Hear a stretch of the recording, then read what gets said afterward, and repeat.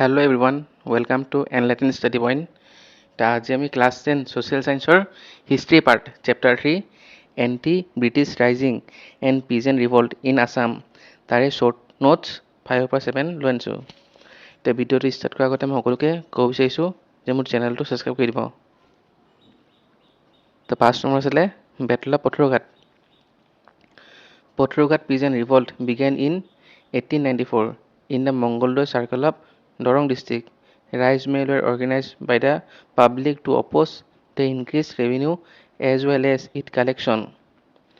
After holding such public assembly in their own areas, the peasants planned a 3-day public assembly in Potrugat on January 26 to 28.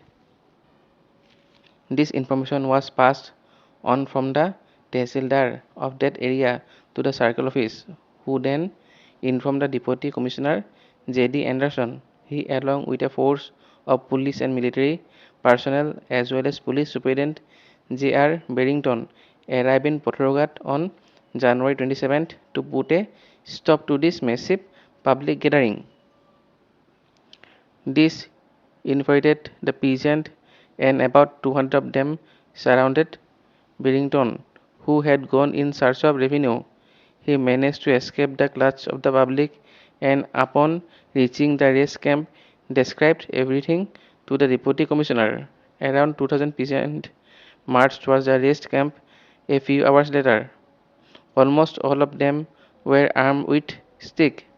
When the peasants arrived at the rest camp, Anderson advised them to return home as soon as possible, but they refused. The deputy commissioner then directed the police superintendent to disperse the peasants with force if necessary. Next, importance of peasant revolt in Assam. The Assamese peasant revolt against the British began in the 19th century.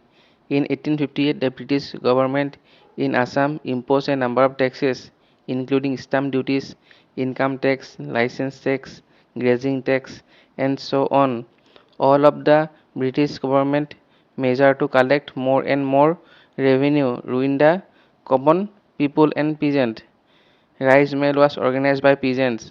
There were no political organization, despite the fact that their importance in Assam was enormous. This rice mill did everything they could to make peasants and other common people politically aware. Next, Tikendrajit. Tikendrajit Singh was a prominent leader and the commander-in-chief of the Manipuri army during the revolt against the British in 1891. He played a central role in resisting British attempts to control Manipur, particularly when they tried to force King Kulachandra to exile him due to his anti-British stances. Tikendrajit became a symbol of resistance to British colonial rule. He was an influential figure in the movement to protect Manipur sovereignty. When the British officers, including Chief Commissioner J.W. Quinton, attempted to capture Tikendrajit, the Manipuris killed them in an act of defense. As a result, British retaliated by sending a military force which successfully captured him. Tikendrajit was tried for his role in the killing and the anti-British activity and was subsequently hanged by the British.